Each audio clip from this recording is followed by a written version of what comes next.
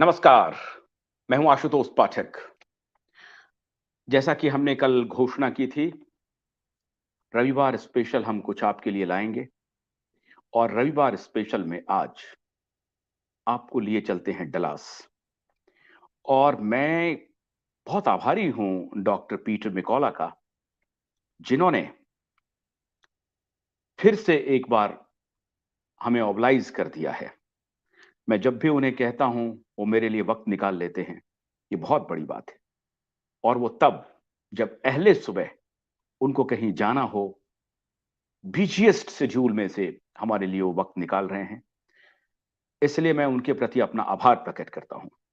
मित्रों, doctor Peter मैकाला वो हैं जिन्होंने पूरी मानव जाति के लिए, फॉर होल ह्यूमैनिटी, उन्होंने एक ऐसे आशा की किरण जगाई है जिससे हम सभी न सिर्फ विज्ञान को बचा पाने में कामयाब हो रहे हैं, वरन कि पूरी दुनिया के जनतंत्र को बचाने में कामयाबी हमें मिल रही है।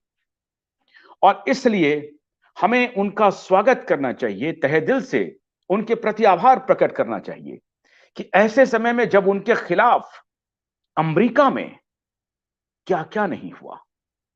आज पिछले 2 वर्षों में एक नामचीन एपिडेमियोलॉजिस्ट, कार्डियोलॉजिस्ट, एक बेहतरीन प्रोफेशनल, बेहतरीन डॉक्टर, जिन्होंने विज्ञान को बचाने के लिए सब कुछ दांव पे लगा दिया, उन्होंने 2 साल का अनुभव एक किताब में संजोया है और अब वो किताब पब्लिक डोमेन में आ गया है।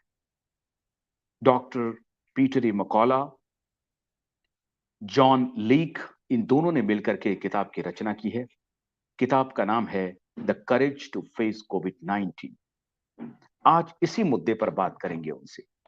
इंटरव्यू हमारा हालांकि अंग्रेजी में होगा, लेकिन मैं कोशिश करूंगा कि उसको बीच बीच में आपको बताने की हिंदी में कि डॉक्टर पीटर मैकाला क्या कह रहे हैं।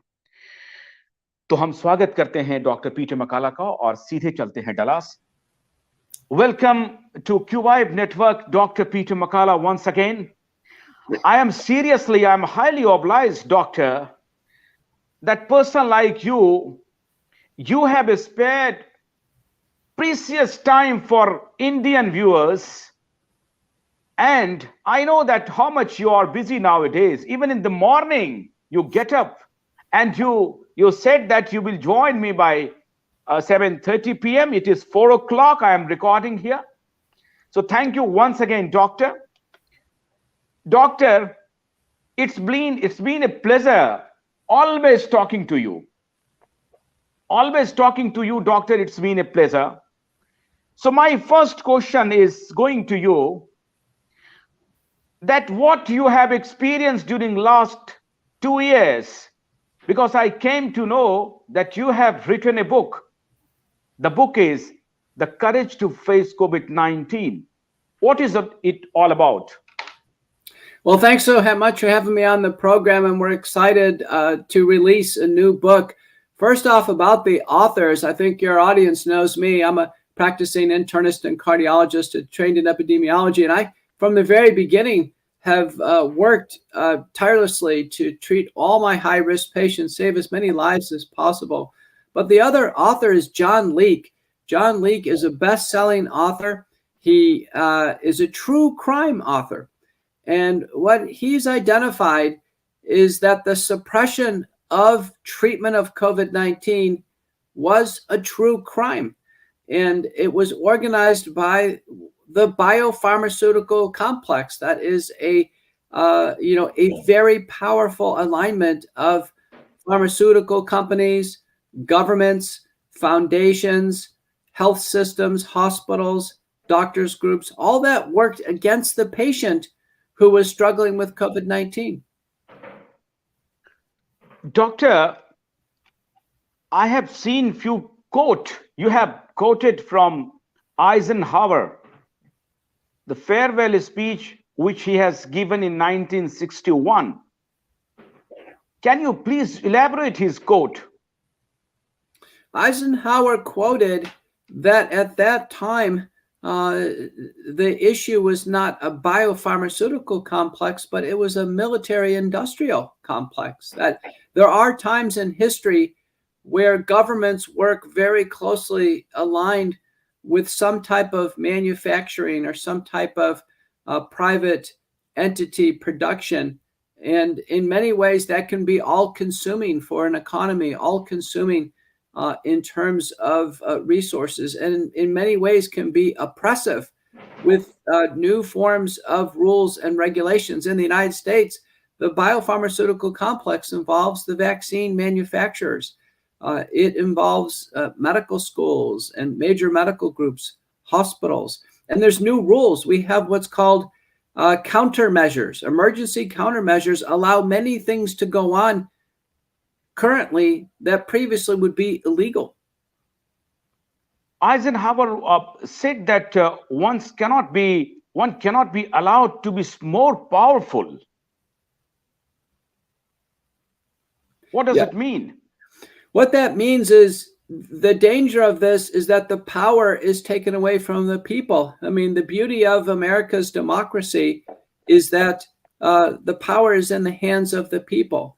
And what Eisenhower is pointing out is this is a very much a slippery slope where individuals, the people, lose their powers. They actually lose their constitutional rights. Doctor, when Biden president came in power, under pressure, he ordered an inquiry, intelligence inquiry about coronavirus, the origin of coronavirus, whether it is artificial or natural. And on the line of WHO, that intelligence agency came with the conclusion that it is inconclusive. They are not in a position to tell us that whether this virus is artificial or natural. So what was the investigation?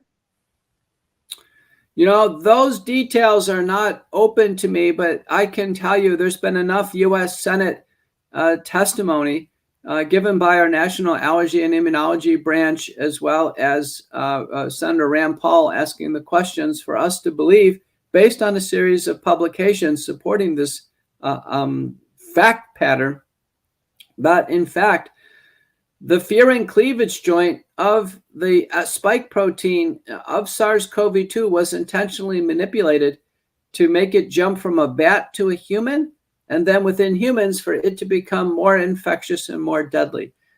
It's my understanding that there's enough testimony, there's enough publications to have us conclude that.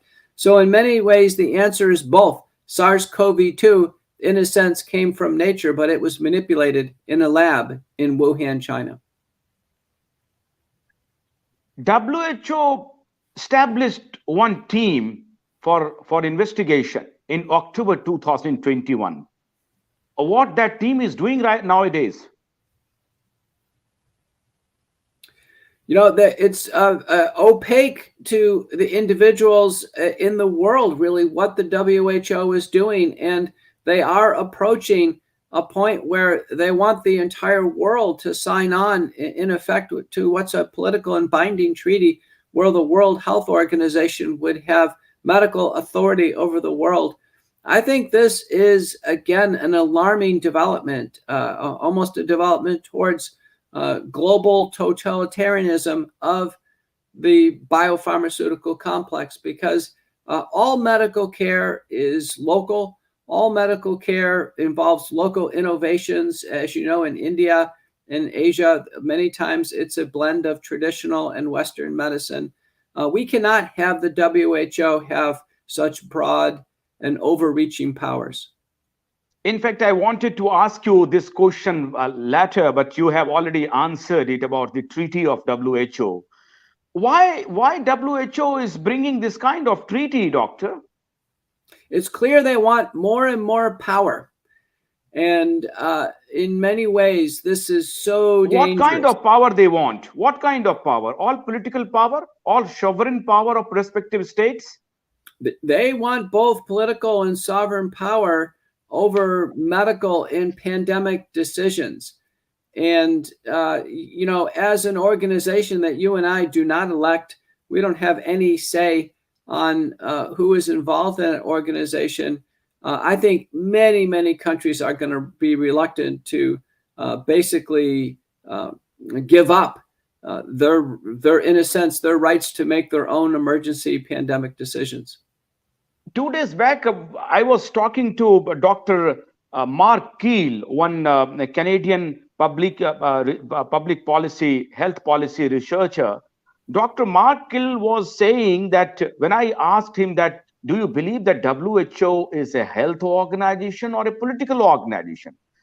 In the beginning, he was reluctant to give a direct answer, but in the end, he said that it is a political organization.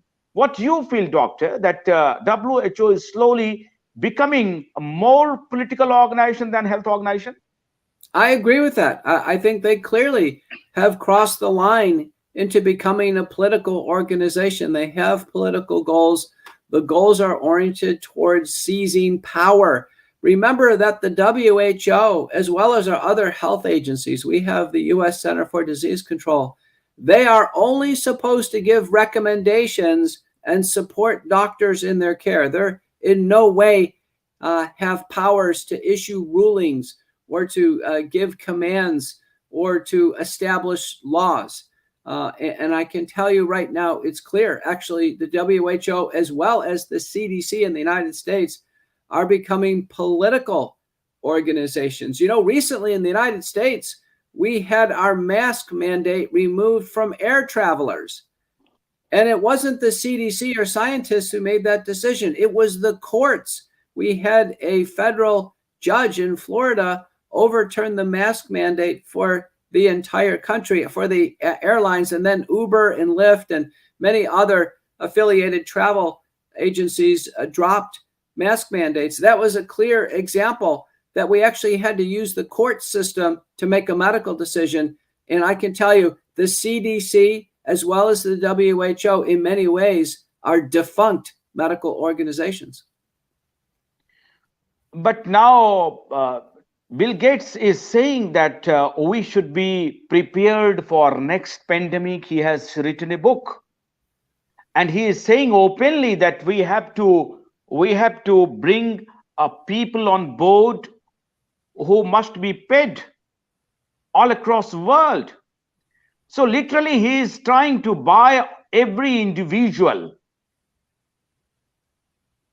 I can tell you at this point in time, foundations like the Gates Foundations and others have clearly overstepped their line. You know, there's a difference between providing funding to experts and then trying to become an expert oneself. The Gates Foundation simply does not have that expertise. And what they're effectively doing is fear-mongering. They are injecting fear into a population that's weary of fear over the last 2 years. Many countries now have the lowest levels of COVID-19, including the United States, where we have a slight increase, but from a very low baseline. I'll give you an example. I was on TV recently in Louisiana, the state of Louisiana, where we have 4.7 million individuals. There were only 60 patients in all the hospitals with COVID-19. So I can tell you, we've learned how to treat COVID-19. That's what my book is about. It's the courage to face COVID-19. We've learned to treat COVID-19, and that's changed the calculus of everything. Before asking a few more questions, doctor, can you please tell our viewer that how you are being fired from your job? It was over a year ago. After I learned how to treat COVID-19, I published my protocols. I worked with the White House. I testified in the U.S. Senate. Then I showed it worked, and I testified under oath at that time that large fractions of Americans could have been saved from COVID-19. I was actually let go from my position. My contract was not renewed. Now, fortunately, I was able to move my practice, which was growing, to another employer in the same medical complex. But now I have a lawsuit, and the lawsuit is from the original health system, where they claim that I am bringing their name into media interviews. And you can tell even on this interview and all my prior interviews, I never bring their name into the interview. So I have a very expensive and injurious lawsuit against me that has no merit. and there's no justice in the courts. The judge has not even listened to my motion to dismiss. Now, what is their opinion? I can't Have get they changed their mind or not? No, I haven't been able to get an opinion. It's been in the courts for coming up on a year and into mediation with very slow responses on each interchange. I almost think that this lawsuit is intentional to tarnish my name and to try to burden me as I bring the truth to America and to the world on COVID-19. Doctor, in a way, you are saying that US is not having independent judiciary. At this point in time, there's many indicators that the courts are fragmented. Many are corrupted. Cases are not being heard. We have suspension of jury trials. We have excessive delays. We need to get back to normal, restore jury trials from a jury from among our peers, start to move cases through the court. I know you've just had a very prolonged case go through the Supreme Court of India, where some of the same problems were seen. No, what you are saying for last 2 years, it's experience, or it has been doing around the clock from so many years. No, I think in the last 2 years, since the COVID-19 pandemic, there has been, in a sense, a suspension and then a resumption with corruption, our legal processes. And one by one, our constitutional rights have been stripped away from us. Doctor, now tell me, here in India, we got two major developments. One is from Supreme Court of India.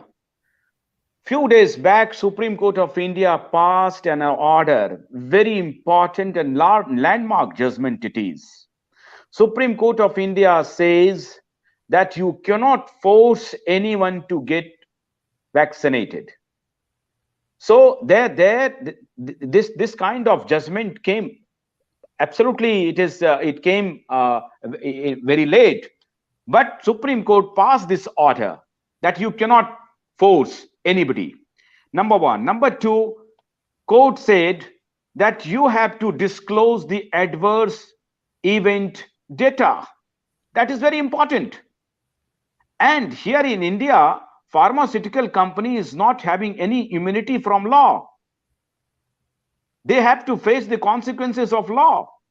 But I believe that in US, even pharmaceutical company got the immunity from law. That's a major development. And let me congratulate Barrister Prashant Bhushan, who I've interviewed on America Out Loud Talk Radio, the McCullough Report. He is a courageous and persistent and very successful attorney at his twilight of his career. But for the country of India to get such an important Supreme Court decision, giving them sovereignty over their own bodies, giving them the right to make a decision, yes or no, free of any censorship or fear of reprisal, is incredibly important.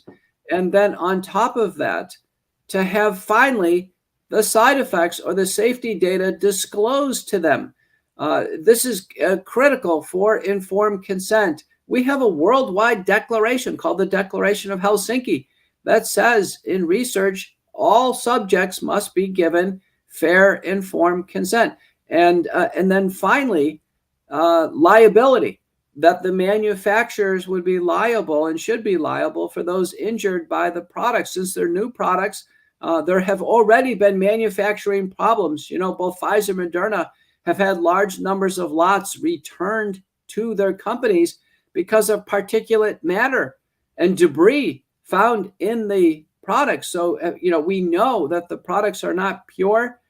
They are moving quickly to try to produce them, that there's manufacturing problems, and there's almost certainly serious safety problems with the mechanism of action of how the vaccines work. So this is a sweeping set of decisions for India. In many ways, people of India have more protection than Americans. One more development happened in India, doctor. Nowadays, government of India and WHO are fighting. Why they are fighting, doctor, do you know? WHO revealed a data of death in India. They are saying more than 47 lakhs people died during last 2 years because of COVID and COVID related death. Government of India is saying it is absolutely a lie. And government of India saying that WHO is extrapolating the data on false basis, and their basis is mathematical model, which is absolutely incorrect. So there is a big fight going on between WHO and government, when we were warning government of India that, look, you are avoiding every decision of WHO. Ultimately, you will feel that what WHO is, and finally you felt. So can you throw some light upon this, doctor? Well, let me just take modeling at first. You know, there have been attempts at modeling to predict new cases, hospitalizations, and deaths in the United States. The most frequently evaluated model is called the Murray model from the University of Washington in Seattle, one of my former alma mater institutions.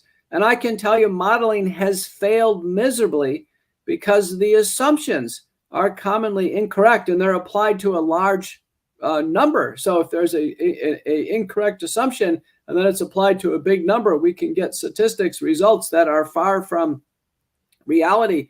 But the modeling implies that, in fact, its best use is to predict the future, not to declare the past.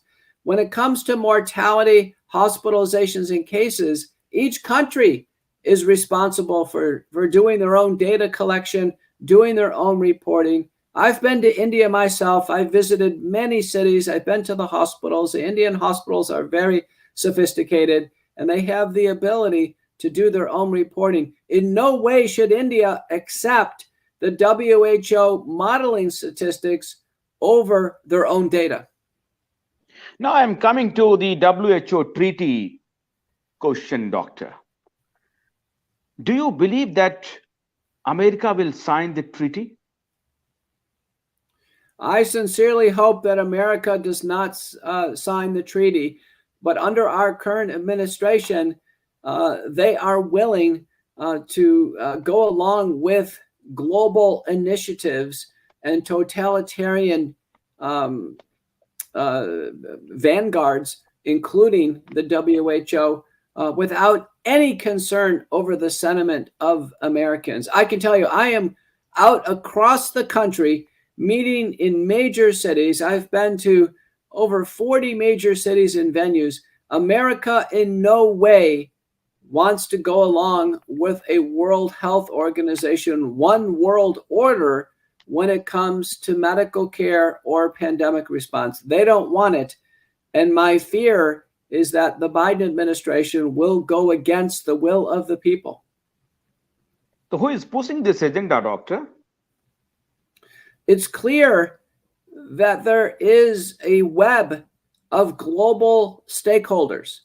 The stakeholders include major governments like the United States and the governments of India, include the Gates Foundation, the Rockefeller Foundation, the EcoHealth Alliance, Gavi, CEPI, the Gates Foundation.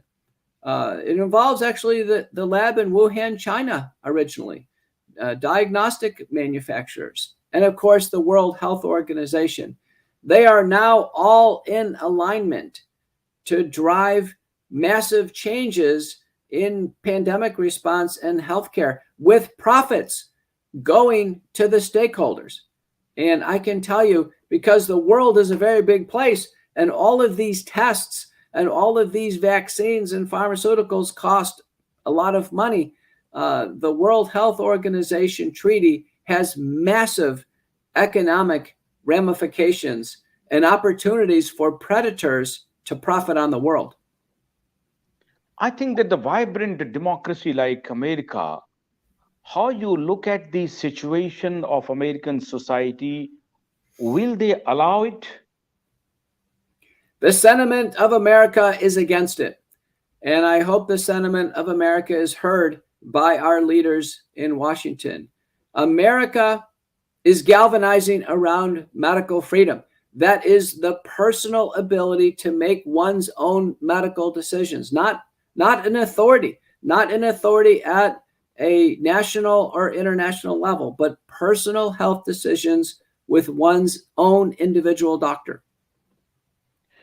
Doctor, I think that you must be aware of the fact that the government, the Indian citizen, along with renowned doctors, engineers, professors, other professionals, journalists, lawyers, they have formed here a universal health organization to counter WHO.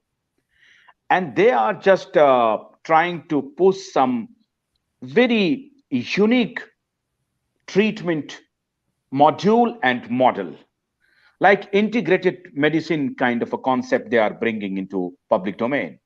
So how you look at it? I think it's a brilliant initiative that the Indian population, as well as the American population, they want these changes. They want a more holistic approach. They want a more integrative approach. And you know what? They're willing to spend their money on this. Many of these systems are cash-based systems, and people are, in a sense, willing to engage in a health marketplace and let market forces dictate success. And here, these doctors who are aligning in this new health system are destined for great success and great satisfaction by their patients. Doctor, we have seen the experience of tech giants of the world, particularly social media giants and a few tech giants like Gates companies and all. In these kind of situations, do you believe that the move of Elon Musk taking over Twitter is going to give a great fight, technological fight? Are you of this view that it is going to happen? At this point in time, the jury is out on Elon Musk. And, some of his statements regarding breaking the shackles of censorship and allowing free interchange and having Twitter become basically a common communication carrier, those comments are welcome. But other comments along the lines of using technology to transform the human experience and some of these other futuristic comments, I think are worrisome. My preference would be to remove all forms of censorship, all forms of directionality. For instance, Twitter commonly uses unfollow programs, so people can't follow other individuals. They clearly use censorship, and they make decisions of what content goes on Twitter. And, sadly, Twitter allows pornography, but they won't allow review of a scientific paper. And so the filters that they're using, the censorship programs they're using are so distorted, and they are so bizarre. At this point in time, I think Twitter should remove all forms of censorship, no screening. No one should ever have their account locked or have their account suspended, and they should behave as a common carrier. And I'm hoping Elon Musk will do that. I'm happy to talk with him. Of interest, my interview with Joe Rogan on the Joe Rogan Experience far exceeded that of Elon Musk, and it must catch his attention why Americans want to hear more from a doctor than a billionaire. Now, why I'm saying, doctor, because he out and out supported truckers' convoy movement and freedom movement in Canada, and he expressed some views on coronavirus too. That's why I'm saying that. Do you think that there will be a fight between Gates and Musk, and Musk will support the democratic value and ethics? Again, the jury's out. America wants to know. In many ways, Twitter has become an autocracy. It's the Elon Musk autocracy. And, people worldwide rely on Twitter, on Instagram, Facebook, and social media for communications. They have become important worldwide common carriers of communication. We should look at that fairly. And again, if social media is treated as a common carrier and behaves as a common carrier and allows free interchange of speech, freedom of speech, then the world would be better off. So, how much percentage of Americans are careful to express something about Gates and mask? Now, I'm not sure if the filters are on Gates or Musk or Klaus Schwab or Rockefeller Foundation or these other powerful organizations, but I can tell you the filters are very much on in terms of COVID-19 and pandemic response. We are not having a fair scientific interchange on COVID-19. We're not getting fair information from patients. Patients have their own experiences and they want to express them on social media, and those are censored. And we're clearly not getting a fair view of emerging safety concerns with the vaccines. That's what people are very, very concerned about. The vaccines all have risks, and those risks are being blocked to the public. Doctor, I want to get some sense of American democracy. Can you please tell us how much people who have supported Democrat, now they are criticizing Democrat on the issue of coronavirus and dealing of corona pandemic?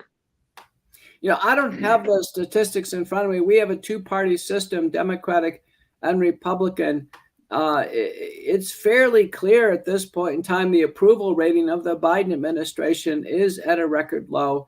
Americans have been frustrated. They haven't seen teams of qualified doctors in Washington handling the pandemic. We don't see doctors who have experience in treating COVID-19 representing the government in pandemic response. Now, myself and many other of the hero doctors in my book and those that the Americans see on TV, they gravitate to us because we're giving a fair review of the data and we're giving practical solutions to America.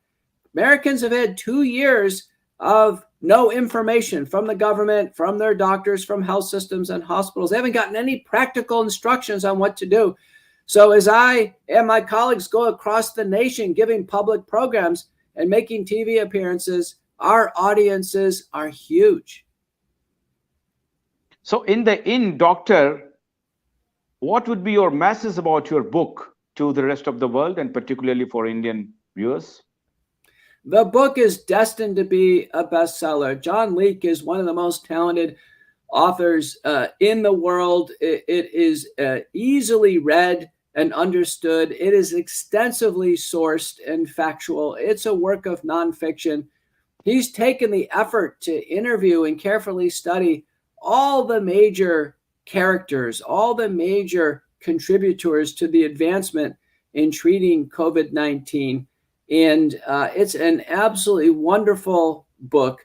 It will summarize for the world how this happened, how the virus indeed started to spread across the world, how doctors responded to it, the desperation that we had as patients were being hospitalized and died, and how we responded with early treatment protocols, what the independent observations were being made, and then the opposition that we started to feel. Instead of getting congratulations, instead of getting support and research grants, we started to get opposition.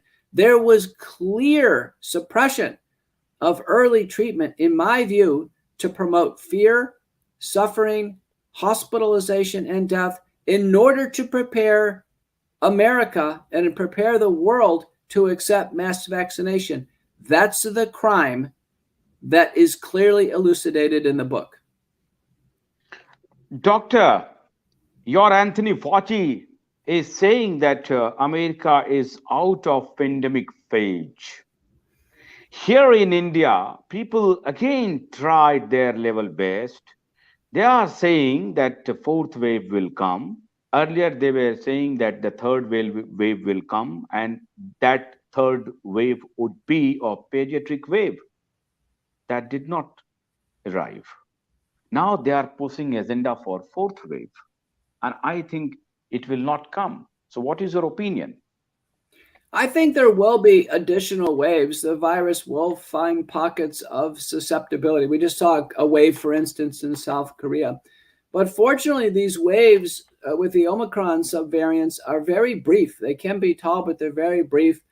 Patients get a mild illness similar to a viral upper respiratory tract infection, low rates of hospitalization and death, really all completely avoidable with early treatment. So it's pretty clear we're not going to get to zero cases, but the public is not served well by fear-mongering, by using prediction models, by treaties that start to involve their sovereignty with the WHO.